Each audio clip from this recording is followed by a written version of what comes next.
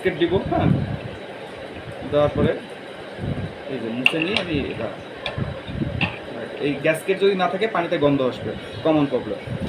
তারপরে এই যে আমরা এখানে দুইটা ছিদ্র দেখতে পাচ্ছি, আর এই যে একটা লেন, এই ছিদ্র আর এই লেন আর এখানে দুইটা লক আছে, এই সবসময় এটা মিল রাখবো এবং কাজ করার সময় অবশ্যই হাতটা হ্যান্ড ওয়াশ করে নিব সাবান দিয়ে ভালোভাবে। আমরা এরকম এই যে এভাবে লক করে নিব।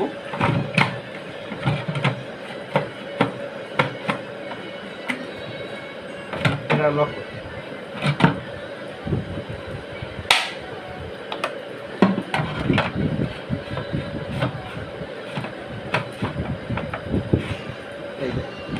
এটা আমি হালকা চাপ দিব। হ্যাঁ, হালকা চাপ দিয়ে এইটা টাইট করে নেব।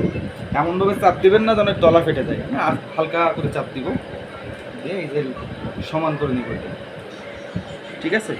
তারপরে টিস্যু, সবসময় টিস্যু দিয়ে মোছার চেষ্টা করবেন, গামছা অ্যাভয়েড করবেন। তো এখন টিস্যু নাই, তো গামছা দিয়ে হচ্ছে। তারপরে এই যে পাটটা, তারপরে এই যে এইখানে অনেকে পরিষ্কার করতে গিয়ে লবারটা হারাই ফেলে, লবারটা ইনশোর করবেন। তো যদি আপনি এই ছিদ্র যদি ভুল হয় তাহলে আপনার এই অনেক সময় আপনার এইটা ভেঙে যাইতে পারে, খুলতে গিয়ে এই উইং নাটটা ভেঙে যাইতে পারে। তো এটা সবসময় সোজাভাবে লাগাতে হবে, অথবা আমাদের কেয়ার লাইনে কল দিয়ে, পিরিয়ডের কেয়ার লাইনে কল দিয়ে এটা ঠিক করে নিতে হবে। তারপরে এই যে এই পার্টটা, এটা খুবই সিম্পল।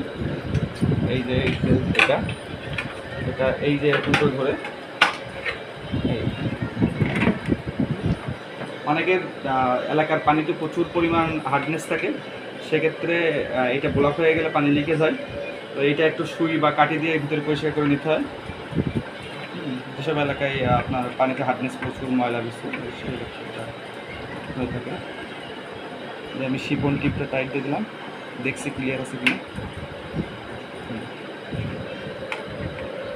আছে আপনার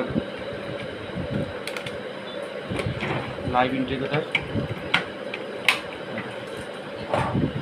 তারপরে পার্ট এইটা, এটাও সিম্পল, এটা বোতলের মুকুটের মতো। এই যে সিম্পল